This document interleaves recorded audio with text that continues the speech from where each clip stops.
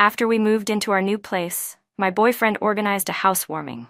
A few rounds in, everyone started playing Spin the Bottle with Truth or Dare. When the bottle stopped on his childhood friend Melissa, she got the dare to reveal 3 secrets about people in the room. She smirked. That's easy. David's been sneaking around on his wife with a new fling. Mike got caught keeping girls on the side, 3 women beat him up together, and he even landed in the hospital. She paused, then fixed her gaze on Ethan. Ethan, your girlfriend's here. If I tell your secret, you won't mind, right? Ethan's expression stiffened. Don't talk nonsense. Melissa waved it off. Come on, it's just a game. Then she said, Ethan has a mole down there, touch it, and he shivers. Everyone perked up immediately. How do you know that? Someone asked. I've seen it, Melissa answered. You've seen it? How? Not only have I seen it, I've slept with him, she said without shame. Back when we were teenagers, you know how it is. Just watching a video wasn't enough. We were good brothers, of course we helped each other out. Afterward I got a perfect look. That was my first time, so really, Ethan, you got the bargain. She even kicked him lightly after saying it. A few of Ethan's buddies burst out laughing. One of them teased, so the golden years of his life all went to you, Melissa. Melissa kept joking along, then suddenly turned to me. Jenny, don't take it to heart. We were just kids, curious and clueless. Now we're only friends. Besides, his grades were so terrible I already looked down on him. The other childhood friends hurried to smooth things over. We can all vouch for it. Ethan and Melissa are clean. If there had been something between them, Jenny, it wouldn't be your turn now anyway. They kept making light of it, but Ethan noticed my face and glared at them. Can you stop exposing me? If my wife gets upset, we're not brothers anymore. His tone was sharp, but he was still smiling. Melissa snorted. So you'd rather betray your friends for a woman? After how good I've been to you? Then, barefoot, she kicked Ethan in the face, her temper blazing. That was the last straw for me. I grabbed my glass and smashed it hard on the floor. Get out of my house. The room went dead silent. Melissa sneered. Seriously, we were just joking. Do you have to ruin the mood? What, Ethan, now that you're dating, you're going to ditch all of us? Ethan glared at her. Melissa, shut up. My wife comes first. You all should leave. Don't cause trouble here. The group exchanged looks. They couldn't win this fight, so Melissa snapped. Fine, we're leaving. And the others followed her out of my home. Jenny, I'm sorry. Ethan edged over like a big guilty dog. That was all in the past. Melissa and I are just friends now. I never once thought of her as a woman. If I'm lying, may I die a miserable death. He pulled my hand to his face. Hit me. Get it out of your system. Anywhere she kicked me, I already feel disgusted. I didn't hit him. I looked at him coldly. If you want me to calm down, delete her from your WeChat. Don't contact her again. His face darkened. You're forcing me. She's a good girl, just blunt, and she already has a boyfriend. You're jealous for nothing. Fine, I said evenly. If I'm forcing you, then we won't get married. I yanked my hand away and walked straight to the door. Jenny, are you done yet? He shouted after me, but the slam of the door drowned out his voice. I went straight to my best friend's place. My best friend listened to everything that happened and hesitated. Are you really not going to marry him? Ethan treats you pretty well, we've all seen it. Yes, Ethan has always been good to me, I admitted. We were college classmates, though I was a year younger. On the very first day of freshman registration, he fell in love with me at first sight and chased me relentlessly for 2 whole years. After we finally got together, he treated me like I was the most precious thing in the world. If I so much as mentioned craving something, he'd wait in line for 4 hours to get me some trendy dessert. He worked part-time jobs for an entire month just to buy me a ticket to my favorite concert. When my parents disapproved of him for not having good enough prospects, he knelt outside our house all night, begging them to let us be together. To ease their worries, he used all his savings to pay the down payment on a house, and the deed was written in my name. In everyone's eyes, he was the perfect boyfriend. And it was precisely because of that perfection that I couldn't tolerate a single grain of sand in my eyes. 2 people who had already been in bed together could never be just friends. It had to be either her or me. 2 hours later, I got a text from Ethan. Baby, I was wrong. You're right, I have no sense of boundaries. I've already deleted Melissa and I'll never contact her again. Attached beneath his message was a screen recording showing him deleting Melissa's WeChat. Baby, don't be upset with me. Tomorrow we still need to take our beautiful wedding photos together. Reading it, my anger finally softened a little. My best friend, sitting beside me, couldn't help sighing. Jenny, how on earth did you manage to train Ethan like this? Even though I still felt uneasy, I knew the past couldn't be changed. He hadn't actually done anything unforgivable, and in the end, I chose to forgive him. The next day, I arrived at the bridal photography studio on time, ready to take our wedding pictures. An hour passed and Ethan still hadn't shown up. I called dozens of times, but every call came back with the same message: the user was busy. My heart sank as I opened our shared location app. My chest tightened. He was at the hospital. Fear jolted through me, my hands and feet going numb as I panicked, thinking something terrible had happened to him. I rushed to grab a cab straight there. But just as I reached the hospital entrance, I spotted a painfully familiar figure. Ethan wasn't hurt at all. He was completely fine. The one who had come to the hospital was Melissa. Ethan was holding her tightly in his arms. One hand was supporting her waist, the other shading her from the sun. A sharp pain stabbed straight through my chest. Instinctively, I wanted to turn and run, but I forced myself to face it and walk toward them. Before I could say anything, Ethan's eyes went wide in shock. He instantly let go of Melissa. Baby, why are you here? Let me explain. I locked my eyes on his. All right then, explain. I thought you were still angry with me, that you wouldn't come for the wedding photos today. Melissa just happened to have something happen, so I came to be with her. He stammered. I laughed bitterly. So the man who swore to me last night that he'd never contact Melissa again, what was that, a joke? Melissa's face turned pale, and weak as she looked, she still stepped up to defend him. Watch your mouth. Ethan's already given you enough face. He deleted my main account just to placate you. I sneered. Oh, I get it now. He deleted your main account, but there's still another one. As long as you two want to talk, there's nothing I can do to stop it. Melissa pressed on, aggressive. We're the ones who truly grew up with him. We're the friends who went through his entire youth. You've only known him a few years, yet you think you can keep him all to yourself? If we hadn't all agreed back then, you and Ethan would never have even gotten together. Her words were sharp and domineering while Ethan spun around in a panic, completely flustered. No, don't listen to her nonsense, Ethan said quickly. I stared at him coldly. Then explain to me, what exactly am I supposed to think when I see you at the hospital with her today? He hesitated, then lowered his voice. Melissa came here for an abortion. Don't get the wrong idea, the child isn't mine. That stupid girl messed around with a jerk, got abandoned, and ended up pregnant. She had no one else to turn to, so we, her childhood friends, had to step in. Ethan sighed helplessly. Today I came to the hospital with her. David and the others are taking turns looking after her. As for everything afterward, I'm not getting involved anymore. Afraid I wouldn't believe him, Ethan pulled out his phone and showed me a chart. I almost laughed at the absurdity of it. It was literally a schedule. Melissa, unexpectedly pregnant and now having an abortion, had her childhood guy friends rotate shifts to care for her. Who would cook her meals?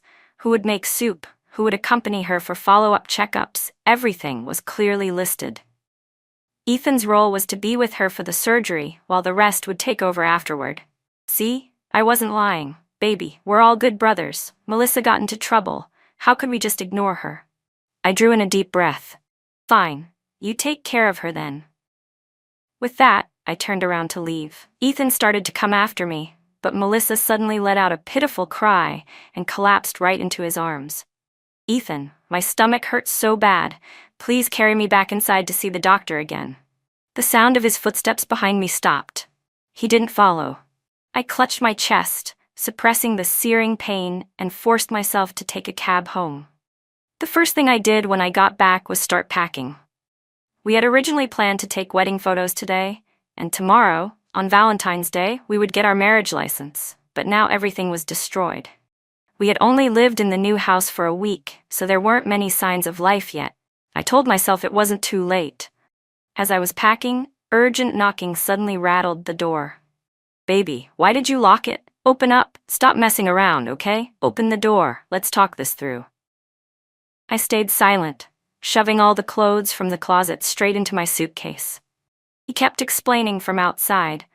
Melissa's been dependent on us since we were kids, it's true. But I promise, after this time, I won't handle any of her problems again. Don't be stubborn, all right? You're both women, can't you sympathize with her a little? She came to me crying with a belly this big. What was I supposed to do? His voice droned on and on through the door, but I ignored him. When I had almost finished packing, I opened a drawer and poured everything inside onto the bed. They were the love letters he had written me back in college, one every single day, 600 in total. I had read each one countless times, worn the pages thin. Now, one by one, I tore them to shreds with my own hands. It felt like a hole had been punched straight through my chest. My eyes burned, but I gritted my teeth and refused to shed a single tear. Dragging my suitcase behind me, I walked out, ready to tell Ethan it was over. The hallway was empty. At some point, Ethan had already left. Only an hour had passed, and yet he was gone. How ironic. I gripped the suitcase and walked away from what should have been our new home, heading instead to the villa my parents had bought for me. The place was empty, just me alone. Finally, I let myself cry, sobbing until my whole body shook. 7 years of love, cut off in one stroke. How could it not hurt? But I couldn't avoid it, couldn't let myself grow soft-hearted, couldn't try to dull the pain with temporary comfort. I had to do the right thing. I pulled out my phone and decisively sent Ethan a message telling him it was over. My words sank like a stone into the sea. He never replied. Near midnight, I suddenly received a phone call. It was from the police station. "Are you Jenny?" the officer asked. "Yes." "Come down to the station. Ethan was involved in a group fight at the Lanya bar. We've detained him. You'll need to come and handle the bail procedures." I froze. My first instinct was to refuse, but curiosity got the better of me. What on earth had happened? At midnight, I drove to the station and was met with several familiar faces: Ethan, his 4 childhood buddies, and Melissa. They were all drunk out of their minds, each with cuts and bruises across their faces. I forced myself to stay calm and asked the officer, "What exactly happened?" "Your boyfriend and his friends beat someone up. The guy's in the hospital now," he explained. "Why did they do it?" The officer jerked his chin toward Melissa. "Because of that woman. From what we understand, the guy they beat was her boyfriend. They thought he'd treated her badly, so they ganged up on him to teach him a lesson." In that moment, the whole picture became clear. Melissa had gone drinking late at night, and Ethan, along with the other backups, rushed to comfort her. By sheer bad luck, they ran into the jerk who had gotten her pregnant. 5 grown men in their 30s lost all sense of reason and jumped him, then were hauled off to the police station. As I pieced it together, I suddenly heard Ethan's drunken voice slur from across the room. "Melissa, the 5 of us are here for you. Anyone who bullies you is our enemy. Don't be afraid, even if you never get married, we brothers will take care of you forever." The officer glanced at me. "So, do you still want to post bail?" I nodded.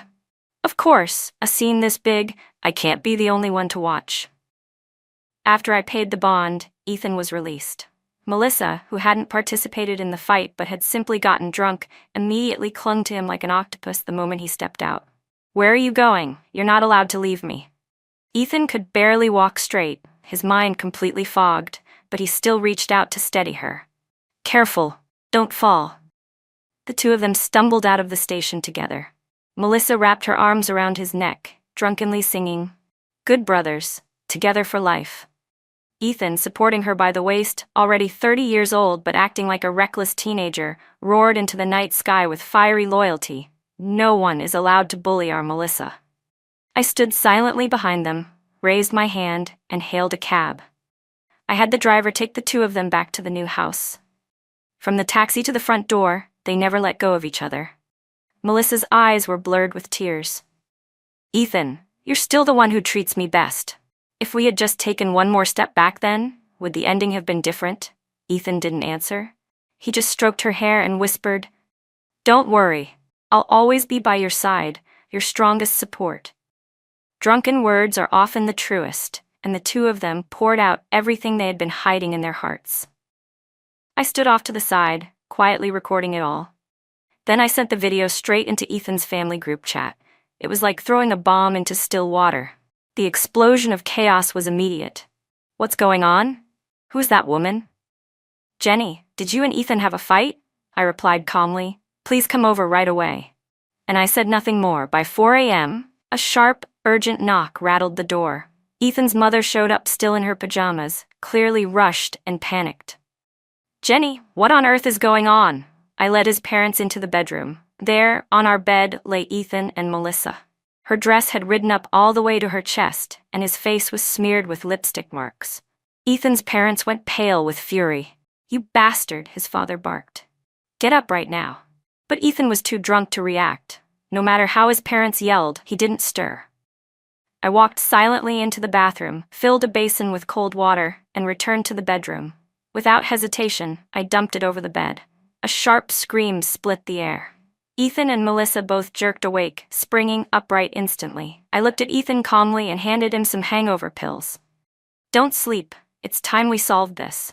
About half an hour after taking the pills, Ethan finally sobered up. His face was ghostly pale, one hand pressed hard against his temple. "Mom, Dad, why are you both here?" His mother's response was a slap so fierce it knocked him to the floor. "You disgraceful fool. Do you even know what you did last night?" Stunned, Ethan turned his head toward Melissa, disheveled and exposed, and guilt flickered through his eyes. "That was all I needed to know," he remembered. "It was an accident," he stammered. "I drank too much, I crossed a line, but nothing happened between Melissa and me. Jenny, I swear nothing happened. If I ever did something to betray you, may I be hit by a car and die on the spot." I looked at him quietly. His face was full of sincerity as he swore, but I'd heard words like that from him more than once. I couldn't believe anymore. "Ethan, did you see the messages I sent you?" I asked. He scratched his head awkwardly. "My phone died last night." "Fine. Then let me say it to your face." I steadied my voice. "Ethan, we're over." He froze, shaking his head instinctively. "Don't joke like that. After all these years, you'd really throw it away over a misunderstanding?" "You know better than anyone whether this is a misunderstanding," I said coldly. I didn't want to argue anymore.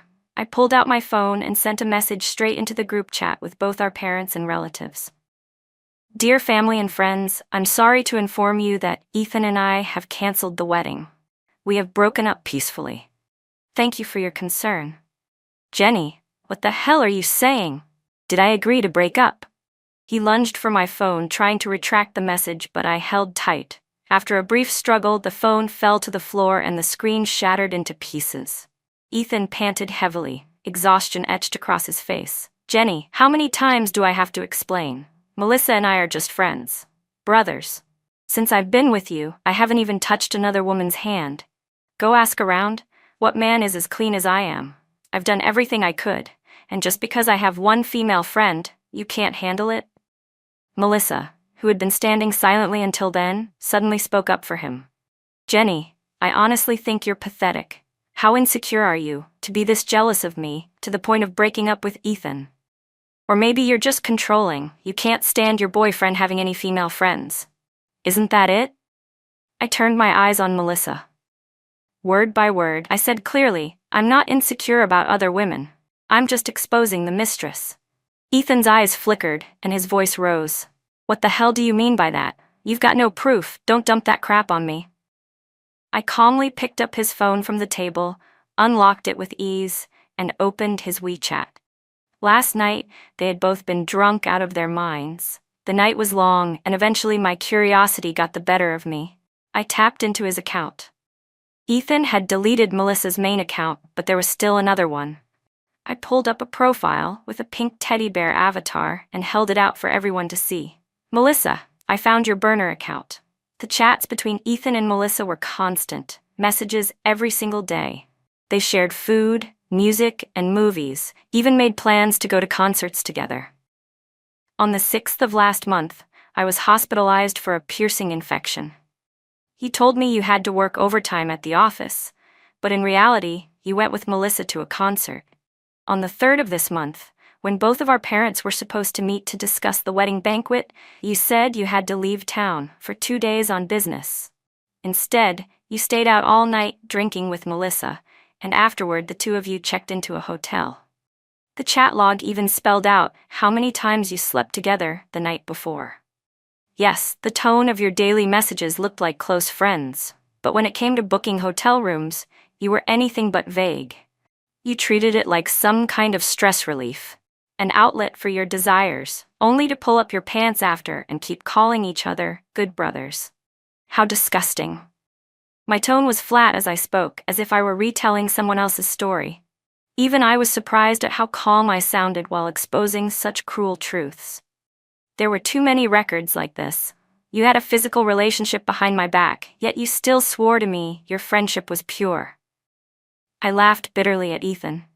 We've been together for 7 years. Why would you ever think I'm such a fool? No, it's not like that. His face went pale as paper. Like a madman, he lunged to grab the phone from me, terrified because it contained all the evidence of his cheating. After a brief struggle, I handed it back. He instantly lost control and smashed it hard onto the floor. It doesn't matter. Break it if you want. I've already saved screenshots of every single one of your little conversations, I told him coolly. Jenny, don't do this, please, he begged, his voice low and pitiful. Everyone makes mistakes. People act on impulse. People get confused sometimes. I swear I'll never do it again. I swear. Another oath. I sighed lightly, feeling tired more than angry. Your promises are worth less than toilet paper now, Ethan. Stop talking. We're done. He tried to cling on, but before he could speak further, Melissa suddenly clutched her stomach and cried out in pain. Ethan, my stomach hurts so much. Please take me to the hospital. She curled up, drenched in sweat. Ethan immediately panicked. His father stomped his foot in fury. You worthless brat. Even now, you're still worrying about her? Whether she lives or dies, what's it got to do with you? But Ethan didn't hear a word. The moment Melissa cried out, he forgot everything else. He scooped her into his arms, heading downstairs in a rush.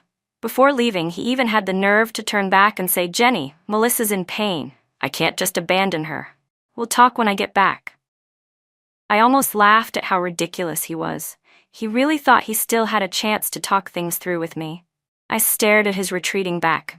Ethan's mother looked at me with an expression full of disappointment, as if hating iron for not becoming steel. Jenny, listen to me. Don't lower yourself to his level. That boy has been blinded by that vixen. When he comes back, we'll teach him a good lesson. In the Meng family, we only recognize you as our daughter-in-law. I gently pulled my hand from hers. Mrs. Meng, there's no need to say more. I've already made up my mind. Since Ethan has been too timing, I won't leave any room for compromise. I will break up with him. I took out my phone and sent the calculated expenses into the family group. During the wedding banquet preparations, both families had split the costs 50-50. I've already canceled the banquet with the hotel. After deducting the deposit, I'll transfer the remaining money to you. And, Mrs. Meng, the gold bracelet and ring you gave me are on the table. Her eyes grew red as she shook her head desperately. Jenny, please, don't do this. I really like you. That useless son of mine doesn't know what's good for him. I'll punish him for you. Just give him another chance. I shook my head firmly. There's only one chance and he's already used it. There won't be another, I continued. As for the house and car, please tell Ethan to arrange a time with me to transfer the property. The car is mine. I'll be taking it. After saying all this, I walked out without looking back, leaving behind the place filled with what should have been sweet memories. When I returned to my villa, my phone immediately exploded with messages. It was Ethan's 4 childhood buddies. They had sobered up from their hangovers, learned about what happened between Ethan and me, and rushed to defend him. We had a small group chat without Melissa, just the 6 of us. Jenny, you're breaking up with Ethan over such a small thing? You're way too petty. Ethan's devoted to you. Don't be ungrateful. A man in his 30s is in his golden years. But you women, by 30 you're already old spinsters. If you don't stay with Ethan, no one else will want you. You should be smart and stick with him. You'll never find a man better than him. Melissa is the jewel of our brotherhood. Whether you accept her or not, you'll just have to deal with it. Message after message poured in, and the anger I had forced down began to boil up again. I had retreated again and again. yet they continued to push and provoke me. Since they refused to show me any mercy, I had no reason to show them any either. I checked Ethan's location on our shared system, and went straight to the hospital where he was. Melissa, after drinking so soon after her abortion, had collapsed and been admitted. Ethan was there, along with his 4 friends, crowding around her bed. She was crying pitifully, tears streaming down her face. "I can't believe I've caused you so much trouble, Ethan," Melissa wept. "Don't worry, as soon as I'm discharged, I'll explain everything to Jenny. I'll help you win her back." David sneered coldly. "Why bother keeping a woman like that? Ethan, I told you she wasn't easy to handle. Let's be honest, after I got married, I still slept around. My wife put up with it anyway. Men working hard outside having a wandering eye is normal. What man doesn't? You've already been more than generous to her, and she still doesn't appreciate it. She doesn't deserve your kindness. Melissa hasn't done anything wrong. Why should she apologize? Honestly, not asking you to take care of her during her recovery month is already more than fair." Ethan sat with his head down, silent. Melissa wiped away her tears and choked. "Everyone, stop. You've been friends with Ethan for so many years. If he doesn't want to break up with Jenny, then I won't push it either. Once I'm discharged, I'll apologize to Jenny myself. I won't let Ethan be caught in the middle." She put on a show of self-sacrifice, and the men immediately rallied around her. "Melissa, you're too soft-hearted." "Ethan, why can't you just be decisive? Brothers are like limbs, women are just clothes, and she's nothing but a pair of worn-out shoes someone else has already worn." "Fine, if that's how it is, then so be it." I stood outside the hospital room and heard every word they said, clear as day. At the same time, I recorded everything, along with the video from the police station last night, and bundled it all together. Then I sent it to the wives of Ethan's 4 childhood friends. Last night, while scrolling through his phone, I had found their contacts. They had all been kept in the dark, never knowing their husbands had such a special female friend on the side. After sending the videos, I also dropped the hospital location pin. And besides those 4 wives, I sent the files to one more woman. The man those 5 fought last night, the so-called jerk, was still lying in a hospital bed. But the truth was, he had been married long ago. Melissa had known it too, yet still clung to him, willing to play the mistress. His wife had no idea any of this was happening. If I was going to see this through, I'd go all the way. I sent her the videos as well. Melissa had built up far too many debts of the heart. It was time for her to pay them back. Fortunately, I didn't have to wait long. Less than half an hour later, the 4 wives stormed into the hospital room together. 5 minutes after that, the man's wife arrived too. 5 furious women, each like a lioness, and the truth had lit their fury ablaze. None of them had expected their husbands to be sneaking around, but the sight of Melissa on that hospital bed was all it took to ignite the explosion. "You little tramp! How dare you seduce my husband? You must have a death wish. Brothers, my ass! I'm going to tear you apart today. You shameless woman." I stood at the door, watching as the women, ignoring their husbands' attempts to hold them back, lunged straight at Melissa. "You try to stop me, and I'll divorce you." One wife shouted. That was enough. The men froze in place, no longer daring to protect Melissa.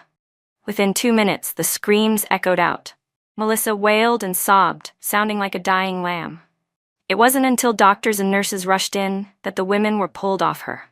From the doorway, I saw Melissa's face drenched in blood, her once pretty features shredded beyond recognition. She curled into a ball, trembling, and shrieked at even the lightest touch. The doctor asked sharply, "What happened here? Do you want us to call the police?" But Melissa only shook her head, shivering all over. She didn't dare, because she knew she was in the wrong. Seeing that, a sharp, liberating satisfaction rose in my chest. I turned and walked away from the hospital. When I got back to the villa, my parents were already there. They'd seen the messages I sent in the family group and now knew about my break with Ethan. "Sweetheart, are you all right?" My mom asked softly, reaching for my hand. The calm I had forced myself to hold on to cracked apart in that instant. I had been determined not to be weak, not to cry. But the moment I met her worried eyes, I became a little girl again, helpless and wounded. I fell into her arms and let it all out, sobbing until I was gasping for breath. My dad rubbed my back, his voice heavy with heartache as he sighed again and again. Then he couldn't hold back his reproach. Didn't I tell you from the start that this boy wasn't any good? After you two got together, just so he would treat you well, I pulled strings to get him into our company. In less than 5 years he was sitting in the director's chair. I promoted him for your sake, so he'd remember your kindness. But what did he do? Instead of gratitude, he found another woman outside. That's enough, my mom snapped, shooting him a glare. Can't you see how heartbroken our daughter is? My mom pulled out tissues and gently wiped my tears. Sweetheart, don't listen to your dad. A breakup is a breakup. Better to discover his true face before the wedding. We should be thankful. From now on, just stay away from him. With Mom and Dad here, no one will ever bully you again. I dabbed my tears and shook my head. No, Ethan betrayed me, fooled me completely. I won't just let it go. What nonsense about take a step back and the sea will open wide. If someone bullies me, I'll return it 100-fold. My dad nodded beside me. That's my girl. The next day, under my insistence, Ethan was fired from the company. My dad had originally planned to wait until his project ended before promoting him to regional vice president. Too bad he couldn't control himself. He hurt me, so I would take everything from him. As soon as he received the dismissal notice, Ethan tried to contact me. He called 50 times in a row, but I didn't answer a single one. At that very moment, I was in the villa garden, sunbathing. My best friend had come over after hearing about my breakup, keeping me company. We basked in the sunshine, nibbling on the snacks and fruit my mom had prepared. The sun was so warm, it seemed to burn away the last bits of sadness inside me. Half an hour later, Ethan knocked at my door. He looked a mess, like a soldier returning from a lost battle. My mom didn't want to let him in, but he pulled his old trick, dropping to his knees with a thud. He swore he wouldn't leave until he saw me. It made me think of when he had once knelt before my parents, begging them to let us be together. Back then, I thought it was touching. Now, remembering it, it just seemed ridiculous. A man without ability can only trade away his dignity to get what he wants. Get out of my house right now, my dad shouted. If you don't leave, I'll call the police. Uncle, I beg you, Ethan choked, his voice trembling. Let me talk to Jenny. Just give us a moment. I really can't live without her. Please, give me another chance. My best friend scoffed beside me. So noisy. I agreed, it was unbearable. Dad, let him in, I said finally. Though it had only been a few days, Ethan looked like he had been drained of blood. He'd lost weight, and I could even see strands of white hair. The more I looked, the more repulsed I felt. After everything, why are you still here? He broke down, sobbing so hard he couldn't catch his breath. Suddenly, he slapped himself across the face, 5 bright red fingerprints instantly swelling. Jenny, I was wrong before. I had no boundaries. I failed you. But our 7 years together weren't fake. I truly love you. I've already cut Melissa off completely, deleted all our contact information. I swear from now on, I'll only be devoted to you. Please, just give me one last chance. I can't lose you. His words were dripping with sincerity, but in my eyes, they were nothing but empty lies.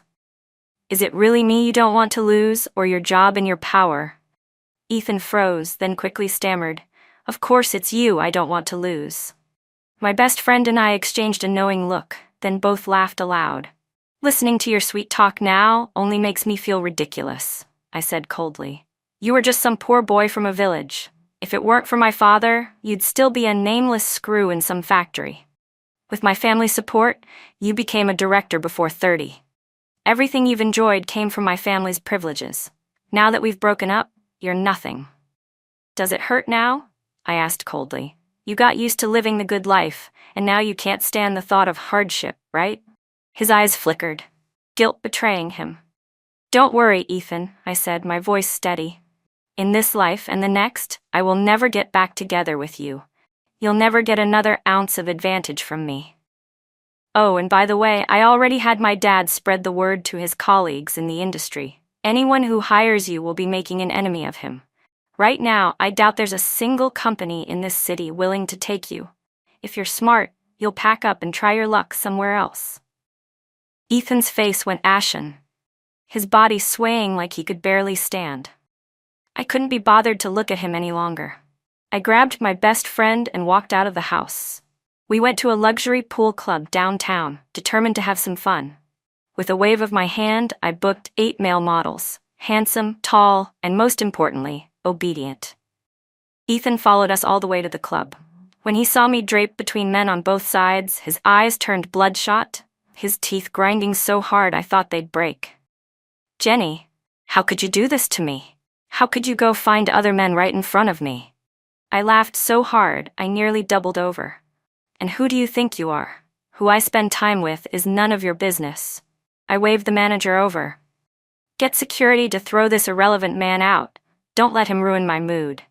2 guards grabbed him by the arms, ignoring his struggles, and tossed him out of the club. Watching his pitiful figure disappear, I drained the last of my champagne in one gulp.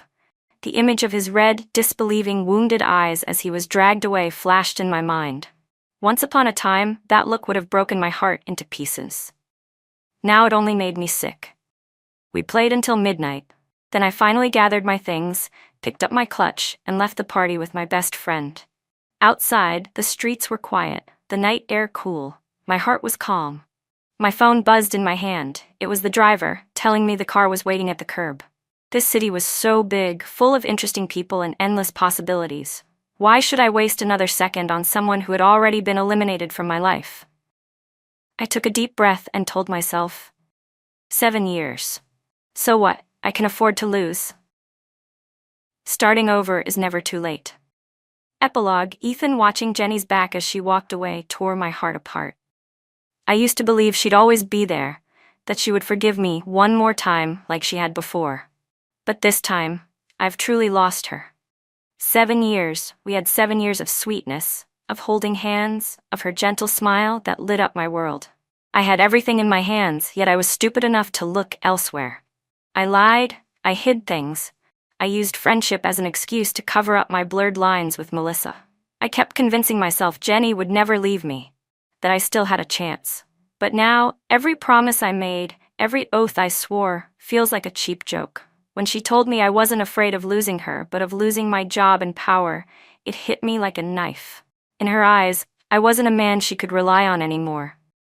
I was just a leech. She was right. I had leaned on her family to climb higher, to gain status and pride that was never truly mine. Without Jenny, I was nothing. The image of her sitting in the sun with her best friend, smiling peacefully, is burned into me. She looked so free, so alive, while I, a failure, stood outside like a fool, on my knees begging, unable to hold on to her heart. I regret it so much I could tear myself apart. If I could turn back time, I'd never have met Melissa. Never blurred those lines under the excuse of brotherhood, never gotten drunk and stumbled into ruin. I would trade every ounce of power, every scrap of status, just to keep Jenny by my side. But life doesn't give second chances. Jenny's gone, taking with her the 7 years of youth we shared, and I, Ethan, am left with nothing but regret, forced to carry this pain alone, remembering the woman I lost with my own hands.